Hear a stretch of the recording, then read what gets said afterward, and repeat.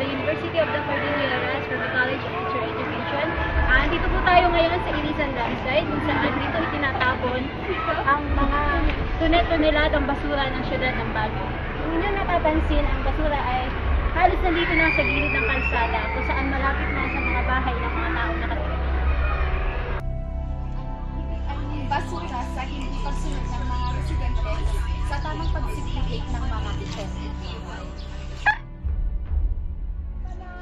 Sanhi ng mga basura na ito ay nagkukulang tayo ng mga distraction at nagtatambakan ng mga basura. At kung nakikita nyo, kasi taas na ng mga basura ang mga bahay at halos katabi na rin siya ng mga ng daanan.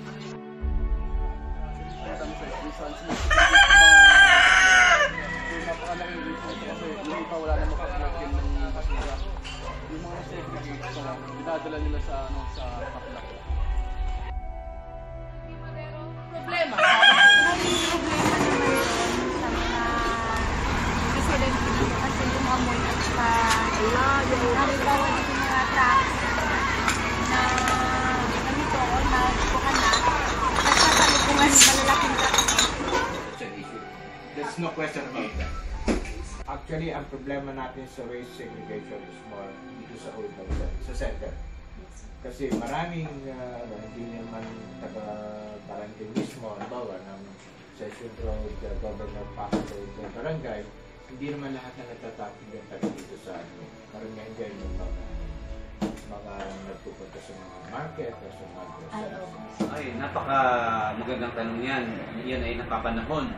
Lalo na dito sa ating syudad. So, makita natin sa ating mga social network, sa Facebook, nagkalat na dyan, kung ano ba talaga ang basura. Basura kasi parang napakasimpleng kataga lang yan. Pero pag titignan natin kung ano nidudot na dito ay napakalaki. Lalo dito sa ating syudad, dito sa ating sa Baguio.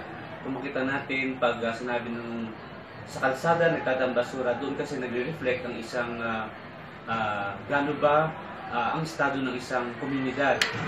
Diba? Maglalakad ka Session Road, for example, nakita ko mga basura dyan, ibig sabihin nun, magre-reflect sa isang mamamayan. Kunyari, tayo ay mga bulaga, hindi tayo marunong magtapos sa kanya natin. So, malaki ang impact niya. Isa din, ang basura, nakita natin, aside sa nakakasira ito sa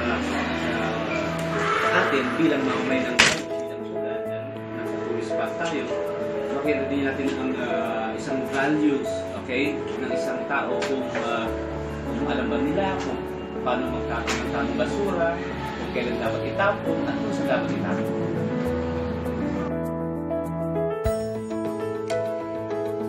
Paano nga ba masusolusyonan ang iyong kapitan ng tungkol sa basura sa ating residente dito sa Baguio City?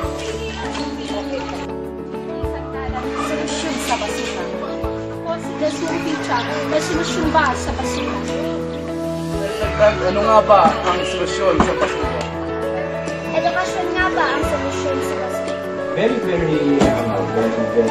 important that in fact we have a rule that it should be included in the curriculum of the elementary. We've been requesting from the department. Malaki ang role ng education as far as the garbage, yung mga basura tinatawag is concerned. One is, of course, para alam din natin, para matutunan natin kung ano ba ang tama na isang mamamayan, kung saan natin dapat ito itapon, kung paano natin dapat itapon, lalo sa ating Baguio na you know how to segregate things, di ba? We should know ano ba yung nakakatuwa din sa syudad natin, di ba? Especially sa NSTP kasi meron tayong waste management, di ba? Doon nila matututunan kung ano ba ang dapat o proseso ng tamang pagtapon ng mga basura. Napakasimple lang naman na dapat ihiwalay ang mga nabubulok at mga dinabulok na simpleng bagay. So ang role ng education is for us to what? To educate not only us but the people, the community, okay? For us to keep the Baguio being and green palagi. Ang edukasyon sa pag-resolve ang problema sa basura. Katulad na lang po sa reduce, reuse, recycle. Tsaka halimbawa kung may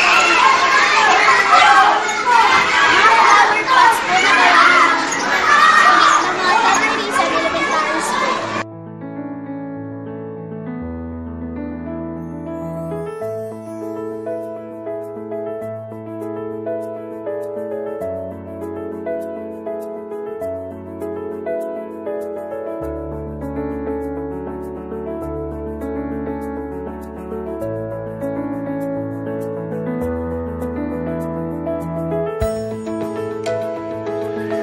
sa basura, ang sabi nila, problema nila ang basura. Pero para sa iba, ang basura rito ang nagiging solusyon sa problema nila sa kanilang pang-araw-araw na pangangailangan. Kasi karamihan sa mga residenteng nakatira dito ay nagtatrabaho. Dito sila kumukuha ng kanilang pantusto sa pang-araw-araw na pangangailangan.